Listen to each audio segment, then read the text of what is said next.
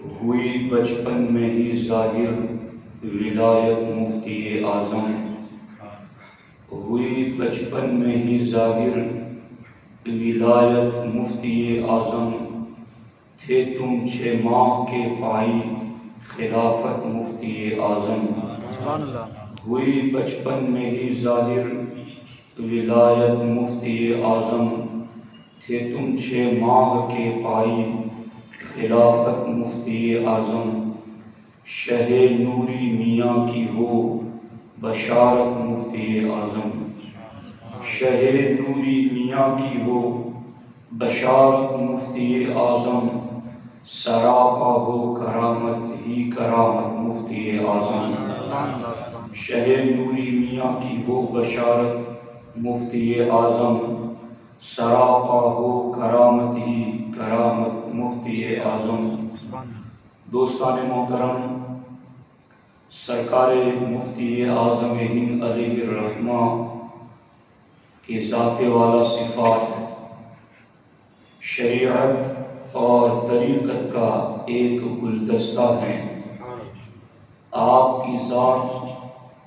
فتویٰ اور تقویٰ پر عمل کا مجمع البحرین ہے۔ آپ کی ذات طہارت و پاکیزگی نفاست ہو یا زہد و قناعت ہو، علم لدنی ہو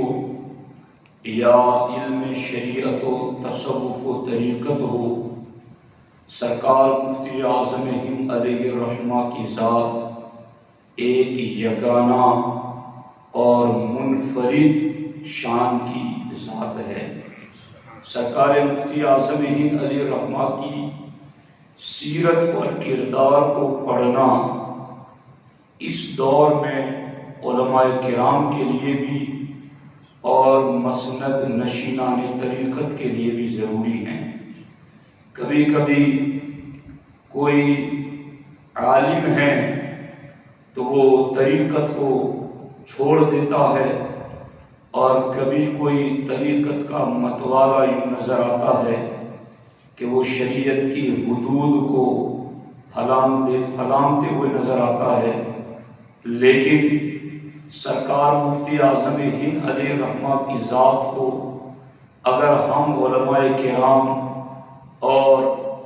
رشد و ہدایت کی مسند نشین صاحبان طریقت اور پیران نظام، اگر ہم سب مل کر کے سرکار مفتی اعظم ہند علیہ الرحمہ کی سیرت و کردار کو پڑھیں اور اس پر عمل کریں تو ہم ایک سچے عالم بھی بن سکتے ہیں اور ایک اچھے مرشد بھی بن سکتے ہیں۔ سرکار مفتی اعظم ہند علیہ الرحمہ قول اور اقرار اور فعل کردار کے دھنی تھے، یعنی جو آپ کے نوک قلم پر فتویٰ ہوتا وہی آپ کا قدم عمل کے میدان میں ہوتا۔ دونوں طرف آپ دیکھیں گے تو آپ کو طریقت اور تصوف میں بھی ایک ان کی منفرد شان نظر آئے گی، اور آپ شریعت اور فتوے پر عمل کے اعتبار سے بھی دیکھیں گے تو ان کی ذات ایک یگانہ اور منفرد ذات نظر آئے گی۔ تو آج کے دور میں جہاں تک میں نے سرکار مفتی اعظم ہند کو پڑھا، میں سمجھتا ہوں کہ جو دین کے رہبر ہیں، جو دین کا پیغام پہنچانے والے ہیں، ان کے لیے سرکار مفتی اعظم ہند کی زندگی ایک لائحہ عمل اور نمونہ عمل ہے۔ میں چند گوشے اور چند عبارتیں جو بزرگوں کی لکھی ہوئی ہیں، میں اس مینوعان ان کے الفاظ پڑھ کر آپ کو بتاؤں گا کہ سرکار مفتی اعظم ہند علیہ الرحمہ کی ذات کیا ہے۔ آپ دیکھیں، سرکار مفتی اعظم ہند علیہ الرحمہ جب بھی کسی کو بدعملی کی طرف دیکھتے تو آپ فوراً اس کو ٹوکتے، یہ نہ دیکھتے کہ یہ سیٹھ ہیں یا یہ کوئی بڑا سرمایہ دار ہیں یا یہ کون ہیں، بلکہ آپ جہاں بھی کسی کو شریعت سے بغاوت کرتا ہوا دیکھتے تو آپ اس کو فوراً راہ شریعت کی طرف رہنمائی کرتے اور اس کو ہدایت دیتے تھے۔ اکثر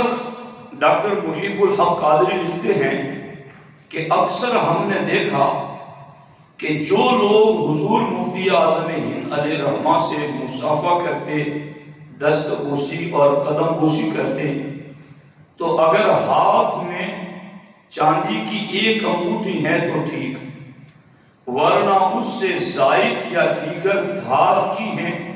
تو فوراً ہاتھ پکڑ لیتے، اور ہاتھ پکڑے پکڑے ہی کہتے توبہ توبہ، حرام حرام حرام، اور آپ اس کو اسی وقت تاکید کرتے اور اسی وقت اس کو اس گناہ سے باز رکھنے کی تلقین کرتے۔ اسی طرح سے سرکار مفتی اعظم ہند علیہ الرحمہ ایک بار مسجد میں بعد نماز عصر ایک صاحب آپ سے مصافحہ کرنے کے لیے آگے بڑھے تو ان کے گلے کا بٹن کھلا ہوا دیکھا، تو سرکار مفتی اعظم ہند علیہ الرحمہ نے ارشاد فرمایا کہ کپڑا اتنا قیمتی اور گلا کھلا ہوا، نماز مکروہ تحریمی ہوگی، گلا بند کر کے نماز پڑھیں۔ یعنی یہ ہے سرکار مفتی اعظم ہند علیہ الرحمہ۔ یوں نہیں کہ لوگ میرے ہاتھ چوم رہے ہیں تو اب اسے ٹوکوں گا تو یہ میرے ہاتھ چومنے چھوڑ دے گا، یہ میرے مریدوں کی فہرست سے نکل جائے گا، یہ میرے چاہنے والے اور نذرانہ دینے والوں کی فہرست سے نکل جائے گا۔ یہ ہے کردار جس کو آج ہمیں پڑھنے کی ضرورت ہے کہ یہ ہے سرکار مفتی اعظم ہند علیہ الرحمہ کی پاکیزہ ذات۔ اور اسی طرح سے سرکار مفتی اعظم ہند علیہ الرحمہ نماز کے بارے میں بھی خاص اہتمام فرماتے۔ جب آپ پہلی مرتبہ فلائٹ میں سوار ہو کر بمبئی آئے تو لوگوں نے پوچھا کہ حضرت فلائٹ کا سفر کیسا لگا؟ تو لوگوں کو یوں لگتا تھا کہ آرام کے اعتبار سے راحت دہ سفر رہا، تو سرکار مفتی اعظم ہند اس کی فلائٹ کی سیٹوں کے حوالے سے یا اس کے آرام دہی کے حوالے سے تعریف کریں گے، لیکن سرکار مفتی اعظم ہند علیہ الرحمہ نے فرمایا کہ فلائٹ کا سفر اس لیے اچھا رہا کہ اس میں نماز قضا نہیں ہوتی ہے، وقت پر ادا ہو جاتی ہے۔ تو دیکھو ان بزرگوں کی زندگی میں ہمارے لیے کیسا نمونہ عمل ہے، اور آج بھی میں ایسے کئی بزرگوں کو اور کئی علماء کو جانتا ہوں کہ جو باضابطہ سفر پر نکلنے سے پہلے ٹائم دیکھ کے چلتے ہیں کہ میں یہاں سے بیٹھوں گا اور یہاں سے میں گاڑی پکڑوں گا تو میری نماز وقت میں ادا ہونی چاہیے۔ تو سرکار مفتی اعظم ہند علیہ الرحمہ کی یہ کیفیت ہوا کرتی تھی، یہاں تک کہ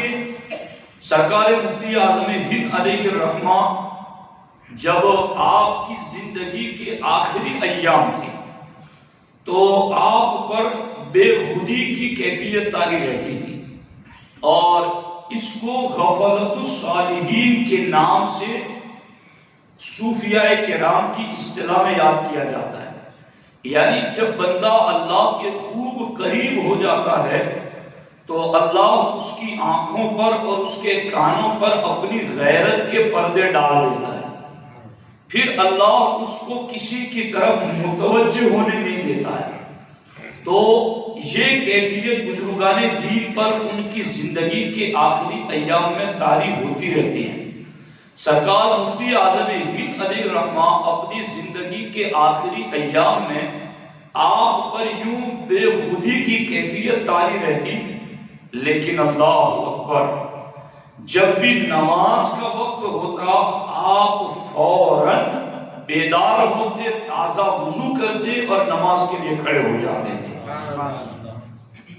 یعنی ایک بے خودی کی کیفیت آپ پر طاری رہتی۔ مگر نماز کا وقت آتا تو آپ فوراً بیدار ہو جاتے، وضو کرتے اور کھڑے ہو کر نماز ادا کرتے تھے۔ تو اب یہ یہاں بھی ایک خاص بات ہے، میں نے رسائل کشیریہ میں اور مفتی اعظم کی استقامت و کرامت میں یہ واقعہ ایک بزرگ کے حوالے سے پڑھا ہے کہ ان سے پوچھا گیا کہ سچا جذب کسے کہتے ہیں؟ توجہ ہے آپ کی، دھیان ہے آپ کا، سچا جذب کسے کہتے ہیں؟ یعنی بندہ مطلب ہوش و حواس کے ساتھ مطلب یوں اللہ کی طرف مائل اور متوجہ ہو جاتا ہے کہ اب اسے دنیا کی خبر نہیں رہتی۔ تو سچا جذب کسے کہتے ہیں؟ تو حضرت سفیان ثوری رضی اللہ تعالیٰ عنہ نے اور ایک دوسرے بزرگ نے بھی کہا کہ سچا جذب وہ ہے جو فرائض کے ادا کرنے سے مانے نہ ہو، فرائض کی ادائیگی میں رکاوٹ نہ بنے۔ اسی لیے کئی بزرگان دین کی زندگی میں یہ ہم نے پڑھا کہ وہ یوں بے ہوشی اور مدہوشی کے عالم میں رہتے، مگر نماز کا وقت آتا تو فوراً اٹھ کے کھڑے ہو جاتے۔ اور سرکار مفتی اعظم ہند کی بھی یہ کیفیت ان کی آخری عمر میں رہتی تھی کہ ایک بے ہوشی اور ایک جذب کی کیفیت تاری رہتی، مگر جب نماز کا وقت آتا آپ فوراً بیدار ہو جاتے، تازہ وضو کرتے اور نماز کے لیے کھڑے ہو جاتے۔ اب اس میں سبق ہے ان لوگوں کے لیے جو پورا وقت بیدار رہتے ہیں اور نماز کے وقت ہی مدہوش ہو جاتے ہیں جی، اور پھر یوں کہ ہم باطنی نماز پڑھتے ہیں۔ تو یہ جو ظاہر جو ہم قیام قعود رکوع کے ساتھ نماز پڑھتے ہیں، اسے چھوڑ کر جو باطنی نماز کا قول کرتا ہے وہ تو کافر ہو جاتا ہے، اسلام سے نکل جاتا ہے۔ یہ حضور صدر الشریعہ نے لکھا ہے کہ جو بندہ یہ قول کرے کہ یہ نماز کوئی چیز نہیں ہے، بس میں تو باطنی نماز پڑھتا ہوں۔ تو اب اس دور میں سرکار مفتی اعظم ہند کی سیرت کو پڑھنا کتنا ضروری ہے کہ جن پر یوں بے خودی کی کیفیت تو طاری رہتی، مگر نماز کا وقت آتا آپ فوراً بیدار ہو جاتے، تازہ وضو کرتے اور نماز ادا کرتے۔ اور پھر آگے لکھتے ہیں کہ وضو بنانے میں بھی اگرچہ آپ کی کمزوری طبع جسم کی کمزوری تھی، مگر اس کے باوجود بھی چونکہ نماز کے لیے وضو جب بندہ کرتا ہے تو وضو میں پانی لینے میں کسی سے مدد لینا مکروہ ہے، خلاف اولا کہ پانی یعنی کوئی لوٹا لے کر کھڑا رہے، ہمارے ہاتھ پر ڈالے، ہمارے پاؤں پر ڈالے، اس طرح تو یہ مکروہ ہے۔ تو فرماتے ہیں کہ اس بے خودی کی کیفیت میں بھی جب آپ نماز کے لیے کھڑے ہوتے اور تازہ وضو کرتے تو آپ اس وقت بھی وضو فرماتے تو اس میں آپ دوسروں سے مدد نہیں لیتے تھے، یعنی اس وقت بھی سرکار مفتی اعظم ہند کبھی بھی اس کی اجازت نہیں دی کہ کوئی دوسرا پانی گرائے تو حضرت وضو کرے، اس کی بھی آپ نے اجازت نہیں دی ہے۔ تو اب آپ دیکھیں کہ تصوف کیسا ہے، طریقت کیسی ہے کہ جذب میں رہتے، بے خودی میں رہتے، اور شریعت پر عمل دیکھو کہ فرض نماز کا وقت آیا تو بیدار ہو گئے۔ یہ ہے شریعت و طریقت کا سنگم، اسے کہتے ہیں شریعت و طریقت کا مجموع البحرین کہ اخذت بکلا الطرفین، کہ شریعت اور طریقت دونوں کے حصوں پر آپ کا یوں عمل نظر آتا ہے۔ اسی لیے سرکار مفتی اعظم ہند علیہ الرحمہ کے حوالے سے آج تو میں خصوصیت کے ساتھ چند کرامتیں سرکار مفتی اعظم ہند علیہ الرحمہ کی آپ کو بتانا چاہتا ہوں۔ حضرت مولانا مفتی محمد ایوب نعیمی صدر مدرس جامعہ نعیمیہ مراد آباد یہ اپنے مضمون میں لکھتے ہیں، کیا فرماتے ہیں کہ وہ یعنی مولانا ایوب صاحب جامعہ نعیمیہ مراد آباد کے صدر المدرسین لکھتے ہیں کہ ایک مرتبہ خواب میں نے دیکھا کہ جامعہ کے صحن میں سرکار مفتی اعظم ہند تشریف فرمائے اور طلبہ پروانہ وار چاروں طرف سے آپ کو گھیر کر خدمت میں مصروف ہے اور میں موجود نہیں وہاں پر، چونکہ میری پڑھانے کی ذمہ داری لگ چکی تھی اور میرا ابتدائی دور تھا پڑھانے کا۔ جب میں حاضر ہوا تو تعجب کی انتہا نہ رہی کہ بغیر پروگرام کی خبر کیے ہوئے حضرت کیسے تشریف فرمائیے خواب میں وہ سوچ رہے ہیں۔ اور جب میں مولانا ایوب صاحب فرماتے ہیں کہ حاضر ہو کر میں نے دستبوسی کی تو مجھے کہا کہ آپ کہاں تھے، میں بہت دیر سے تمہارا انتظار کر رہا ہوں۔ اور میں نے لا علمی کا ظاہر کیا کہ پروگرام کی مجھے اطلاع نہیں تھی، پھر میں دو زانوں بیٹھ گیا تو حضرت نے مجھ پر دم فرمایا، اور اس کے بعد کی کیفیت میں بیان نہیں کر سکتا کہ خواب میں سرکار مفتی اعظم نے جو دم فرمایا اس کی کیا کیفیت تھی، مگر میرے بعض طلبہ ساتھیوں نے سرکار مفتی اعظم ہند سے میرے منسلک ہونے کا ارادہ بتایا کہ یہ مولانا ایوب صاحب آپ کے سلسلے سے بیعت ہونا چاہتے ہیں، آپ سے جڑنا چاہتے ہیں، تو مگر ان کے پاس خلافت نہیں ہے، مولانا ایوب صاحب کے پاس یہ آپ سے منسلک رہنا چاہتے ہیں مگر ان کے پاس خلافت نہیں ہے۔ تو حضرت نے فرمایا خواب ہی میں کہ یہ خلافت حاضر ہے، سبحان اللہ۔ تو مولانا ایوب صاحب لکھتے ہیں کہ آنکھ کھل گئی، غالباً صبح یا دوسرے دن میں سرکار مفتی اعظم کی خدمت میں حاضر ہوا تو خلافت نامہ وہاں پہلے سے تیار تھا، سبحان اللہ، اور فرمایا لو یہ تمہارا تحفہ ہے، اور میں نے سرکار مفتی اعظم ہند کے ہاتھوں کو بوسہ دیا اور خلافت نامہ سینے سے لگایا، یہ ہے فراست ایمانی۔ سبحان اللہ۔ تو یہ ہے سرکار مفتی اعظم ہند علیہ الرحمہ کی ذات والا صفات۔ سرکار مفتی اعظم ہند کے حوالے سے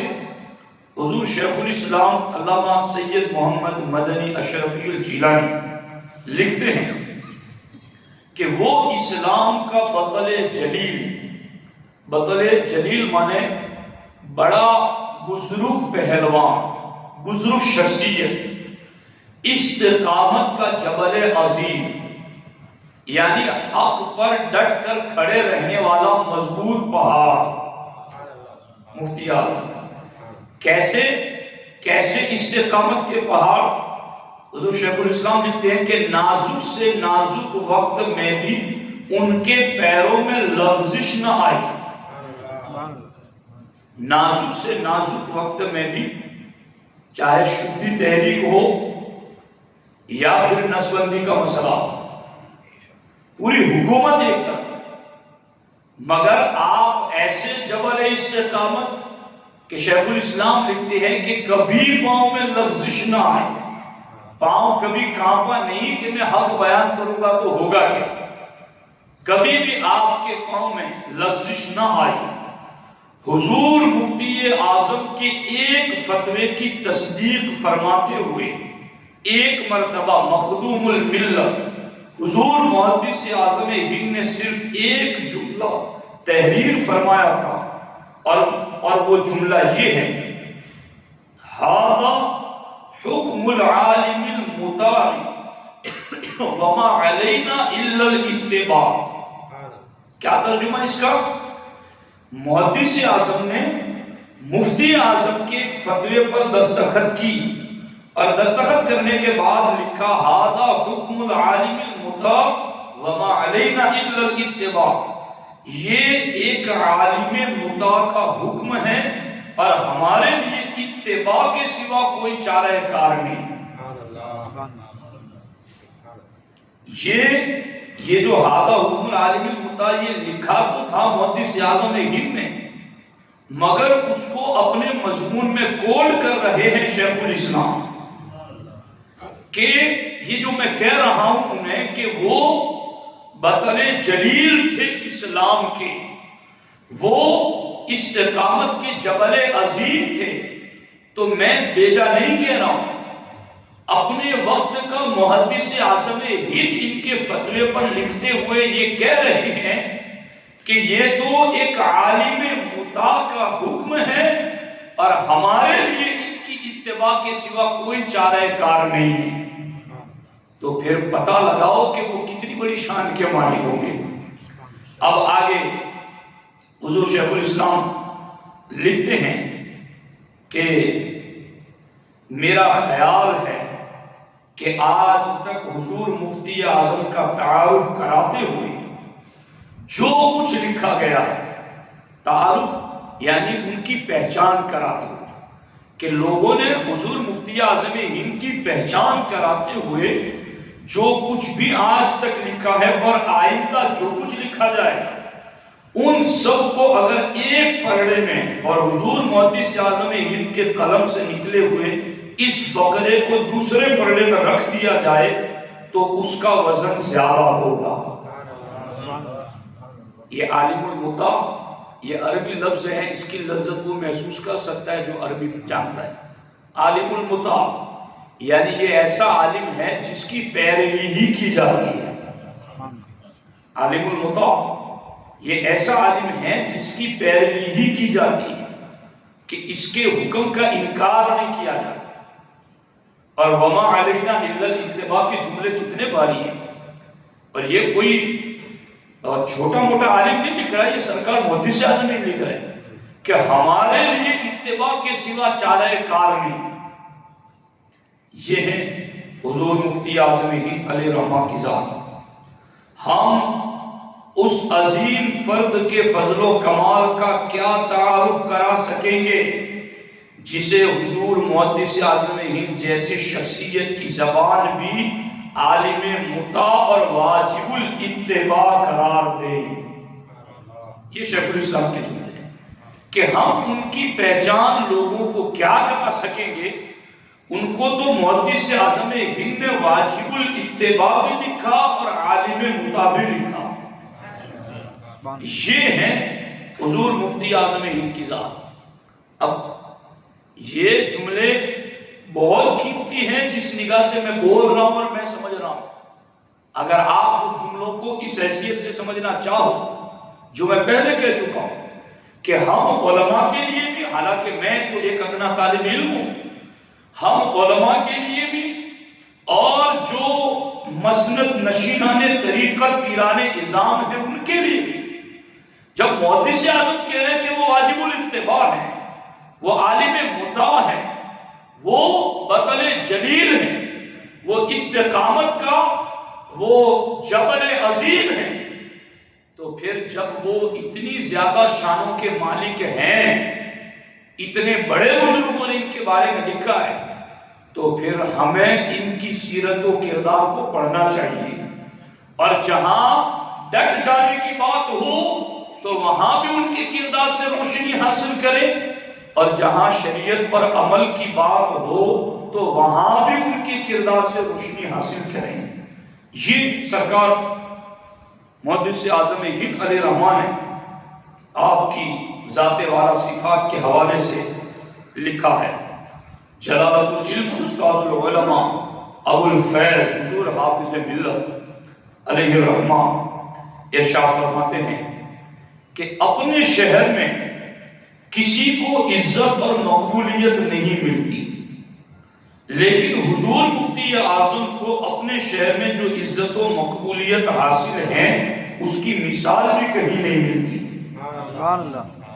اور ان کی کرامت اور ولایت کی یہ کھلی دلیل ہے، جس کو زندہ ولی دیکھنا ہو وہ حضور مفتی اعظم ہند کو دیکھے۔ سبحان اللہ، سبحان اللہ۔ یہ بڑوں کے حق میں بڑوں کی گواہی جنہوں نے دیکھا ہے، اور میں اپنی گناہ آلود آنکھوں سے آج بھی دیکھ رہا ہوں کہ جو سرکار مفتی اعظم ہند کے خلیفہ ہیں بلکہ ان کے مرید ہیں، وہ بھی آج استقامت کے ساتھ شریعت پر ڈٹے ہوئے نظر آتے ہیں۔ وہ نماز روزہ کے پابند، بد عقیدہ بد مذہبوں سے دور رہنے والے اور شریعت پر عمل کرنے والے، چونکہ ان کے پیر نے بوقت بیعت ہی یہ عہد لیا تھا اور یہ میں نے ریکارڈنگ سنا سرکار مفتی اعظم ہند کا کہ جو باضابطہ بیعت لیتے وقت عقائد کے سلسلے میں بھی تاکید کرتے کہ ہر بد مذہب اور بد عقیدہ سے دور رہوں گا، تو جو پھر کمال ادھر ہوتا ہے تو مریدوں کو بھی کچھ چھیٹے نصیب ہو ہی جاتے ہیں۔ سرکار مفتی اعظم ہند علیہ الرحمہ آپ کے بارے میں سید شاہ ابو الحسین نوری میاں علیہ الرحمہ برتر قیاس سے ہیں مقام ابو الحسین، سدرا سے پوچھو رفعت بام ابو الحسین، یہ اعلیٰ حضرت کا شعر ہے سرکار نوری میاں کے بارے میں۔ وہ سرکار نوری میاں علیہ الرحمہ کیا فرماتے ہیں؟ فرماتے ہیں اعلیٰ حضرت سے مولانا مفتی اعظم ہند کی ولادت پر مولانا یہ تو مادر زاد ولی ہیں، یہ تو پیدائشی ولی ہیں۔ اور آگے جملے سننا، فرماتے برکتوں کے اعتبار سے یہ ابو البرکات ہے۔ کون سبحان اللہ؟ برکتوں کے اعتبار سے یہ ابو البرکات ہے، اور مرتبہ فنائیت میں یہ محی الدین جیلانی ہے۔ کیا بات، کیسے جملے! یہ انہوں نے کہا نا کہ یہ ابو البرکات اور محی الدین جیلانی فنائیت میں، واقعی میں ان کی سیرت بھی یہ بتاتی ہے۔ ایسا نہیں ہے کہ پیدائش کے وقت کہنے والوں نے کہہ دیا اور بعد میں زندگی بدل گئی، نہیں، ان کی زندگی کو جیسا بزرگوں نے دیکھا آخری لمحے تک ویسی ہی رہی زندگی، اور یہ اللہ کا بڑا خاص کرم تھا ان پر۔ آگے فرماتے ہیں یہ بچہ دین و ملت کی بڑی خدمت کرے گا اور مخلوق خدا کو اس کی ذات سے بہت فیض پہنچے گا۔ یہ بچہ ولی ہے، اس کی نگاہوں سے لاکھوں گمراہ انسان دین حق پر قائم ہوں گے،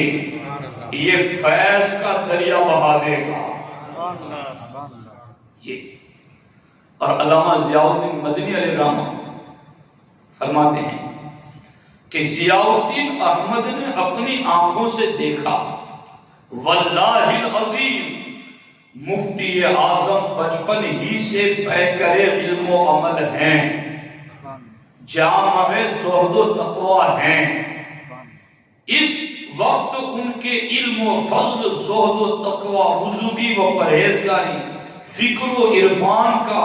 کوئی کیا اندازہ لگا سکتا ہے؟ فقیر ضیاء الدین مدنی عمر میں تو مفتی اعظم ہند سے بڑا ضرور ہے، لیکن مراتب میں مفتی اعظم فقیر سے بہت بڑے ہیں۔ یہ ہیں سرکار مفتی اعظم ہند علیہ الرحمہ کی ذات۔ اب یہاں ایک خاص کرامت کے حوالے سے میں یہ بات ذکر کرنا چاہتا ہوں۔ سرکار مفتی اعظم ہند کی بارگاہ میں احمد آباد سے، گجرات احمد آباد سے ایک مظلومہ خاتون اپنے چھوٹے چھوٹے بچوں کو انگلی پکڑ کر حاضر ہوئی اور اشکوں کی برسات برسانے لگی، رونے لگی۔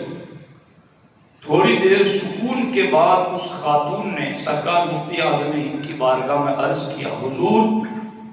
بے قصور شوہر کو پھانسی کی سزا ہو گئی ہے۔ آقا نعمت کی آنکھیں بھی اشکبار ہو گئی، سرکار مفتی اعظم ہند کی آنکھوں میں بھی آنسو آ گئے، اور اپنے معمول کے مطابق تعویذ دیتے ہوئے ارشاد فرمایا، جاؤ پھانسی نہیں ہوگی۔ سبحان اللہ، جاؤ پھانسی نہیں ہوگی۔ وہ عورت فوراً جیل کی جانب دوڑی اور اپنے شوہر کے گلے میں تعویذ ڈال دیا اور اپنے سرتاج کو ان الفاظ سے تسلی دیتی رہی کہ بریلی کے بہت بڑے بزرگ فرما رہے ہیں کہ جاؤ پھانسی نہیں ہوگی۔ وقت مقررہ پر جلاد آیا اور پھانسی کے روم میں لے گیا، ساتھ میں دیگر حکام کے علاوہ جج بھی تھا، اور سارا عملہ جو پھانسی گھاٹ پر لے جاتا ہے وہ سارے ساتھ میں لے گئے، گلے میں پھندا ڈال دیا گیا، اور جب بٹن دبایا تو بجلی فیل ہو چکی تھی۔ سبحان اللہ، بٹن دبایا تو بجلی فیل ہو چکی تھی۔ جج نے کہا کہ وقت ختم ہو گیا، میں مقدمہ کی سماعت پھر کروں گا۔ ملزم موت کے تختے سے اتر کر کٹہرے میں آیا اور اپنی بے قصوری کا اظہار کرتا رہا کہ میں مجرم نہیں ہوں۔ اب جو وقت تھا نا پھانسی کا، وہ وقت گزر گیا، بجلی نہیں تھی، تو جج کی آنکھوں نے اسی پیکر کرم آقا کو دیکھا جس نے فرمایا تھا کہ جاؤ پھانسی نہیں ہوگی۔ اس نے سرکار مفتی اعظم ہند کو دیکھا اور فوراً فیصلہ لکھ دیا اور رہائی کا پروانہ عطا کر دیا۔ تو یہ ہیں سرکار مفتی اعظم ہند علیہ الرحمہ کی ذات والا صفات۔ دوستان محترم، میں آپ کے اور ہمارے اس سنی اجتماع کے ذریعہ جہاں تک میری آواز پہنچے گی، میں اپنے علماء ساتھیوں کی خدمت میں بھی عرض کرتا ہوں، اور جو ہمارے رہنما رہبر مرشدان طریقت ہے ان کی خدمت میں بھی باادب عرض کرتا ہوں کہ آپ سرکار مفتی اعظم ہند کی سیرت کو بار بار پڑھیں، ان کی زندگی کو دیکھیں کہ ان کا کردار شریعت اور طریقت دونوں کے معاملے میں کس قدر ستھرا اور نکھرا ہوا تھا، اور آپ کس طریقے سے شریعت پر عمل کرتے ہوئے نظر آتے تھے۔ ایک مرتبہ باضابطہ وہاں سرکار اعلیٰ حضرت کے روزے کے قریب پروگرام تھا اور اسٹیج لگا ہوا تھا، اور زیادہ لوگوں کی اسٹیج پر ہونے کی وجہ سے وہ ٹوٹ گیا، اور سرکار مفتی اعظم ہند بھی وہاں تھے۔ لوگ پریشان آ ہوئے کہ حضرت کی کیا حالت ہوگی، لوگ ڈھونڈنے لگے، مگر لوگوں کو کسی نے بتایا کہ وہ تو مسجد میں نماز پڑھ رہے ہیں۔ لوگ کہتے ہیں ہمیں پتہ ہی نہ چلا کہ یہ یہاں سے مسجد کیسے پہنچے، اور سکون سے آپ نماز پڑھ رہے تھے۔ نماز پڑھنے کے بعد جب آپ گھر پہنچے تو لوگوں نے کہا کہ حضرت آپ کو کوئی تکلیف نہیں پہنچی؟ تو آپ نے اس انداز میں اظہار کیا کہ جیسے کوئی تکلیف ہی نہیں ہوئی۔ پھر جب آپ لیٹے اور ڈاکٹر کو بلا کر چیک کیا گیا تو پتا چلا کہ آپ کی ایک پسلی ٹوٹ چکی ہے، مگر اس کے باوجود کوئی شکوہ نہیں، کوئی شکایت نہیں، بلکہ فوراً سیدھے جا کر سجدہ شکر ادا کیا اور نماز ادا کی۔ تو ساتھیوں، یہ ہیں ہمارے بزرگوں کی زندگی کے اندر ہمارے لیے نصیحت۔ ہم جو بزرگان دین کی سیرت بیان کرتے ہیں یا بزرگان دین کی سیرت پر کتابیں لکھتے ہیں، تو اس کا جہاں ایک مقصد یہ ہوتا ہے کہ نیکوں کا ذکر بھی رحمت کے نزول کا ذریعہ ہے، وہیں پر دوسرا مقصد یہ بھی ہوتا ہے کہ یہ کامیاب لوگ ہیں،